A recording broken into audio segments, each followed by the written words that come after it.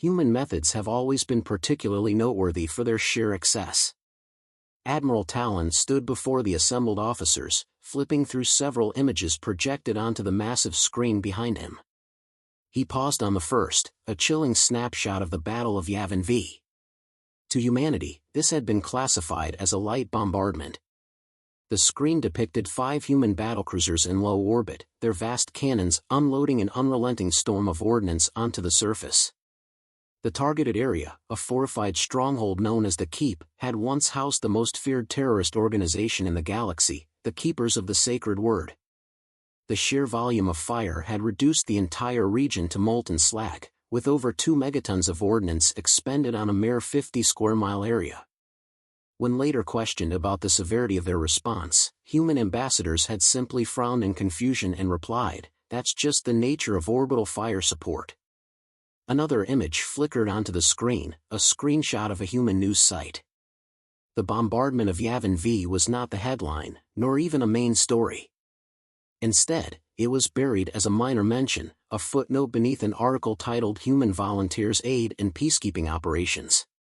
To humanity, the annihilation of an enemy stronghold had been little more than routine. For those who were not alive a century ago, Admiral Talon began, the Keepers of the Sacred Word were, at the time, the most dangerous terrorist cell the galaxy had seen in over half a century. To the humans, however, they were little more than a nuisance, an insect to be swatted.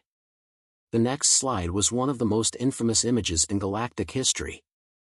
It depicted a lone human soldier standing at the edge of what had once been the city of New Calanti. A small armada of human frigates loomed in the smoky sky above, their autocannons still spewing fire upon anything that dared to stir in the rubble. The soldier, a woman, stood casually against the charred remains of a tree, her rifle slung lazily over one shoulder. She did not appear battle-worn or even particularly alert. She looked at ease. According to both human and independent reports, that very soldier had personally eliminated at least 57 enemy combatants before being extracted from the surface. Her actions, however, were insignificant compared to what followed. Shortly after this photograph was taken, the entire city of New Calanti, along with everything in a 200-mile radius, was obliterated. Nuclear warheads, deployed en masse, transformed the landscape into a field of glass. A new image appeared, this time, a human lawyer standing before the Galactic Council.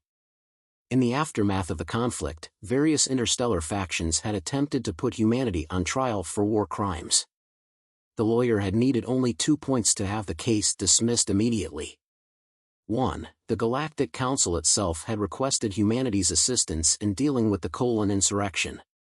2. The Colon leadership, in a last-ditch effort to resist, had released multiple deadly viruses from a biological research facility in a desperate attempt to drive off the human forces. The lawyer had delivered humanity's defense with clinical precision. Faced with the choice of losing a single city or losing an entire planet, we chose to destroy the city before it could destroy itself. Admiral Talon paused to take a measured sip of water before continuing. His voice was steady, yet the weight of his words hung heavy over the room. "I remind you," he said, "that humanity glassed New Calanti as a concession. Originally, they proposed something far more drastic. Their initial plan called for the complete glassing of the entire continent and a full quarantine of every system within a 15-light-year radius to prevent the potential spread of biological contagions. And let me be clear, this was not considered overkill by human command." A murmur rippled through the assembly. One young officer hesitantly raised her hand. With a small nod, the admiral permitted her to speak. If a 15-light-year quarantine wasn't considered overkill. She hesitated, audibly swallowing before gathering the courage to finish her question. Then what was? A knowing smile played at the admiral's lips. He advanced to the next slide. If only we knew. The room erupted in a disarray of stunned whispers, expressions of disbelief spreading like wildfire. Talon allowed the murmurs to fade before delivering his final statement. At one point, a 100-light-year quarantine was proposed as an extreme but reasonable course of action. The whispers ceased. Silence fell like a hammer. Scanning the room, the Admiral saw that he had their undivided attention. Only now did the weight of his lecture settle upon them. This, he said with deliberate precision, was the moment when the galaxy began to understand a terrifying truth: humanity does not see excess as excess.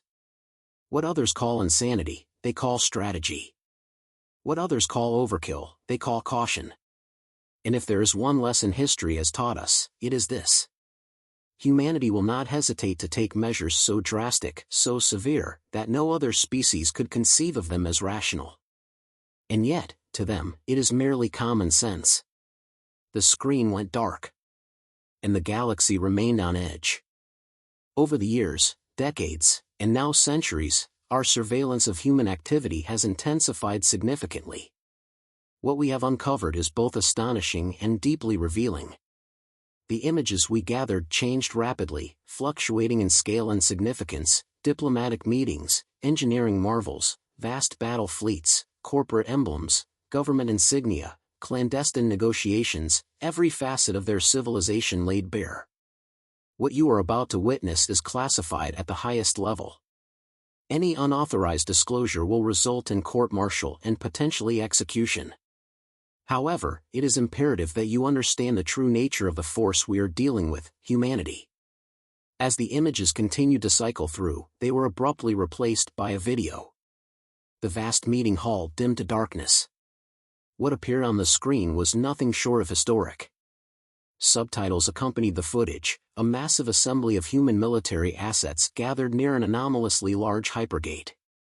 The camera zoomed in and adjusted for a clearer view. The number of visible human warships: 11,127. GIA Officer 1, have you ever seen a battle group this large? GIA Officer 2, only in history books. The hypergate began to activate. The star it orbited dimmed as its energy was siphoned away. The camera zoomed toward the center of the gate. GIA Officer 2, zoom in further. That can't be right. GIA Officer 1, I've run the diagnostics twice. What we're seeing is real. The gate is connected to another galaxy. Analysis confirms it is not the Great Band Galaxy. GIA Officer 2, get the Overlord on the line immediately. The situation has changed. The video ended. Admiral Talon wasted no time in explaining further. Humanity has always been an anomaly, unpredictable, ambitious, and immensely capable. But now, we have irrefutable proof that they are truly alien in origin. Further intelligence has revealed that humanity is an intergalactic force unlike anything we have ever encountered. They exercise absolute control over at least 27 galaxies and maintain a presence in no fewer than 1,722 others. Some estimates place their influence in more than 10,000 galaxies. Images of galactic megastructures, armadas of superfleets, sprawling megacorporations, influential politicians, and pioneering scientists flashed across the screen. The sheer volume of data overwhelmed many officers, leaving them visibly shaken. What we are dealing with is a Type 3 civilization, hundreds of times more advanced than we ever imagined. To them, 1,000,000 stars are a mere fraction of their dominion. Our so-called 100 light-year quarantine is not a barrier, it is barely an afterthought. To humanity, it's just business as usual. The next slide sent a wave of unease through the room. Even Admiral Talon himself hesitated. It was a map, one depicting the Great Rift of Alther. A decade ago, the rift had formed, consuming an entire star cluster. It took the combined effort of 157 species, including humans, to contain the catastrophic radiation before it could sweep across a network of 15,000 stars.